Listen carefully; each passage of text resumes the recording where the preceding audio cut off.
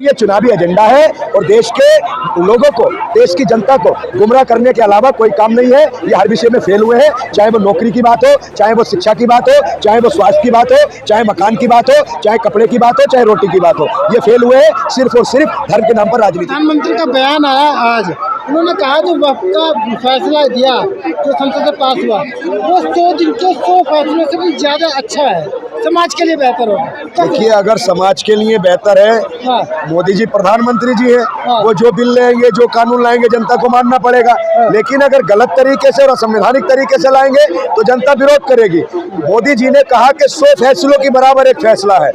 मैं वक्फ board bill का अभी समर्थन नहीं करता, मैं अभी उसका विरोध कर रहा हूँ। मैं उसका समर्थन उस दिन करूंगा जिस दिन बाकी और सारी ट्रस्टों में सभी धर्मों के लोगों को, सर्व समाज के लोगों को मेंबर बनाया जाएगा, उसमें शामिल किया जाएगा, तो मैं भी उस दिन वक्फ बोर्ड बिल का समर्थन करूंगा। सर, एक बात बताइए, आप ये कह रहे हैं कि अगर वक्फ बोर्ड का मतलब गड्ढे में जा रहा है तो सारे जाने चाहिए? नहीं, हम कब कह रहे हैं? हम तो आप प्रधानमंत्री जी की बात कह रहे हो। शायद मेरे प्रधानमंत्री जी ये भूल गए हैं कि वक्फ बोर्ड से ज्यादा इंपॉर्टेंट इस देश में और भी बहुत मुद्दे हैं, और भी बहुत कानून बनने चाहिए, और भी बहुत सी ऐसी चीजें हैं जिन पर कानून बनना चाहिए। आज बेरोजगारी कहाँ है, आज भ्रष्टाचार कहाँ है, आज हंगर इंडेक्स में हम कहाँ है, आज क्राइम कहाँ है, आज बलात्कार में देश कहाँ पहुंच गया, आज देश की आर्थिक स्थिति क्या है, आज देश में असमानता फैल रही है, आज देश में त्राही का माहौल है, आज देश में धर्म के नाम पर उन्माद फैलाया जा रहा है। उस पर बात कौन करेगा, उस पर कानून कौन बनाएगा?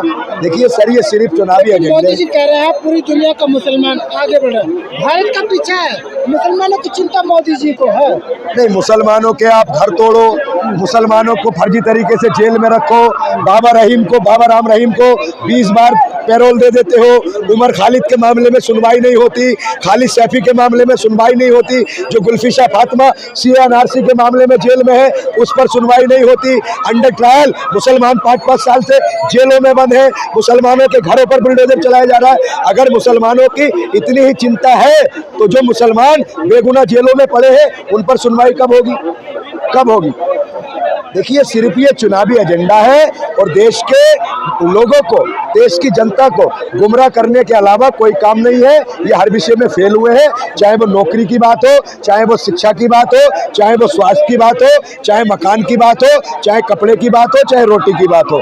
ये फेल हुए हैं सिर्फ और सिर्फ धर्म के नाम पर राजनीति कर रहे हैं। एक सवाल मेरा आपसे है, आप सनातन समुदाय से, मोदी जी कह रहे हैं कि वक्फ बोर्ड से देश को बहुत बड़ा फायदा है, आपको वक्फ बोर्ड का अगर संशोधन हुआ आपको क्या फायदा है? वक्फ बोर्ड क्या है? वक्फ का मतलब है जो मुसलमानों ने अपनी संपत्ति धर्म के लिए दान दी, धर्म के यूज के लिए, वहाँ मस्जिद बने, मदरसा बने, तो ठीक है, पूरी बात सुन लो, धर्म के लिए हमने संपत्ति दान में दी जो धर्म के लिए दी। लेकिन यहाँ ये सारी संपत्तियाँ माफिया यूज कर रहे हैं, ये सारा माफिया डील कर रहे हैं, ये सारी संपत्ति माफियाओं के अंदर है। आप हैदराबाद में, मेरे सवाल ये, जनता को क्या फायदा है? मोदी जी कह रहे जनता को लौटाएंगे, सारी जमीन जो गलत तरीके से ली गई वो जनता को लौटेगी। यूपी में मुसलमानों की, गरीब मुसलमानों की बहुत सारी जमीन कब्जा की गई है। किन लोगों ने किया? मुसलमानों ने करी है, वो वापिस छोड़ेंगे। हिंदू समाज को, ये सिख ईसाई, उन्हें क्या फायदा है? हिंदू समाज को फायदा अभी नहीं है कुछ भी। हिंदू समाज को क्या फायदा इसमें? और सिख समाज को कोई फायदा? ये लेकिन आम जनता को फायदे की बात कर रहे हैं ना मोदी जी।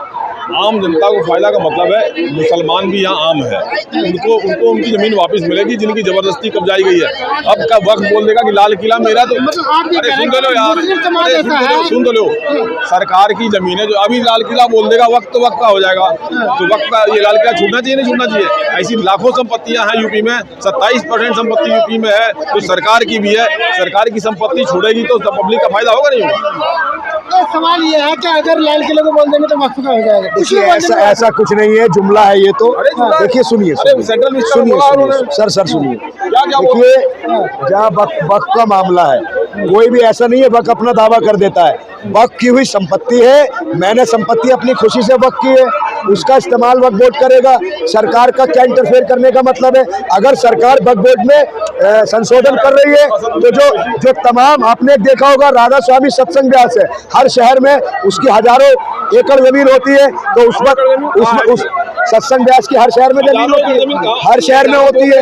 देखिए धर्म का मामला अलग है, धर्म के विषय में सरकार का इंटरफेयर करना गलत है, ये संविधान के खिलाफ है। एकदम होगा, होना चाहिए।